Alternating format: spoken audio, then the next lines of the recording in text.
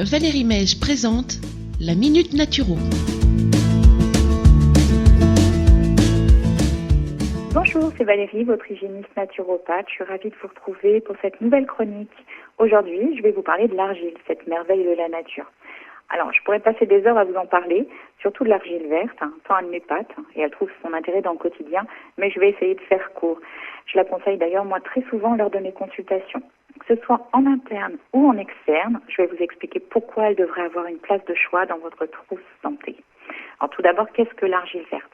Bien, c'est un produit naturel, elle est issue d'une roche sédimentaire tendre, mais c'est surtout un matériau riche en minéraux, notamment le silicate d'alumine, et en oligo-éléments comme le fer, le potassium, le sodium, le calcium et le magnésium. C'est donc pour ça qu'elle est utilisée depuis la nuit des temps en médecine et en esthétique.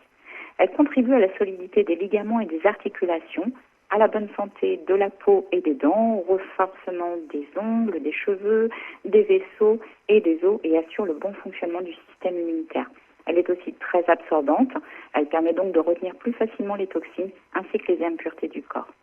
Alors, elle se présente sous deux formes principales, illite et montmorillonite. Mais je vais vous présenter la montmorillonite. Elle est très pure et très riche en magnésium et surtout très concentrée en silice, entre 50 et 60%. Elle est donc fortement utilisée pour la santé et la beauté grâce à ses propriétés régénérantes, reminéralisantes, revitalisantes et détoxifiantes. Elle s'utilise soit en absorption, donc en interne, diluée dans de l'eau, soit en application externe sous forme de pansement, cataplasme, masque. Le docteur Jade Allègre, médecin anthropologue et naturopathe, est une fervente défenseuse de l'argile. Elle en a d'ailleurs fait le sujet de sa thèse en médecine. Alors, au quotidien, vous allez me demander comment est-ce que je peux l'utiliser. Eh bien, tout d'abord en interne. L'argile verte est un puissant antipoison, pansement et réparatrice de la muqueuse gastrique et intestinale. Elle reminéralise et est anti-inflammatoire. Donc, elle trouve son utilité si vous êtes dans une situation suivante, tous les problèmes digestifs, donc brûlure, reflux gastrique, diarrhée, mais aussi les problèmes chroniques du côlon. Elle va être utilisée aussi pour les carences en minéraux, la fatigue, le système immunitaire déficient, l'acidose, et elle peut lutter contre les vers et les parasites intestinaux. Bref, vous l'aurez compris, elle va bichonner vos organes internes et principalement vos intestins. Alors, elle va stimuler les organismes fatigués grâce aux oligo-éléments et aux minéraux qu'elle contient, et elle renforcera vos défenses immunitaires, mais aidera aussi à la régénération cellulaire. Comment vous allez pouvoir l'utiliser ? Eh bien, tout simplement en choisissant une argile verte de type ultra-ventilée. Chaque jour, vous en mélangez une cuillère à café dans un verre d'eau, un demi-verre d'eau.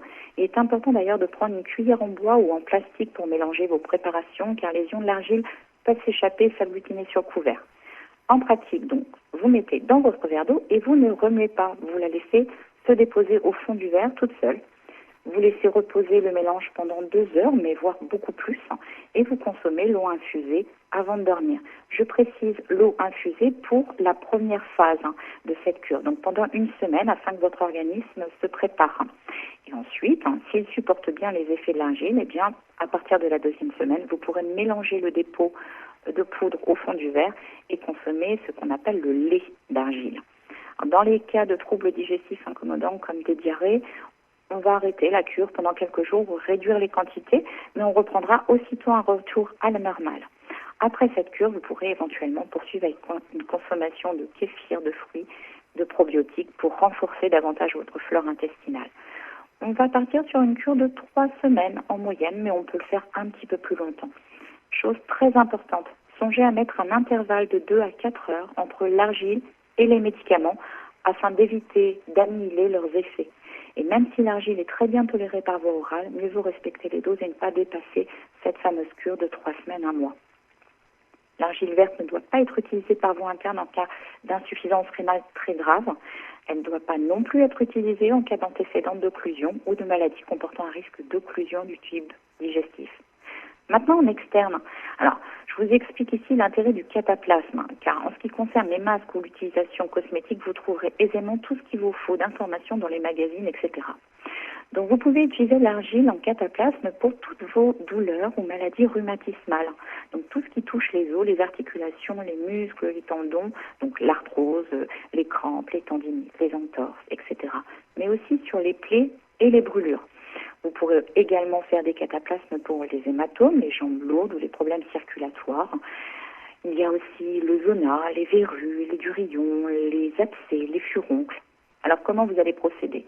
Eh bien, vous allez placer l'argile dans un récipient en verre de préférence, toujours une question de métal, on évite. On ajoute l'eau petit à petit pour donner une consistance de pâte à crêpes. Mais si c'est pour une brûlure ou une inflammation, vous aurez tout intérêt à avoir une préparation plus pâteuse, plus épaisse.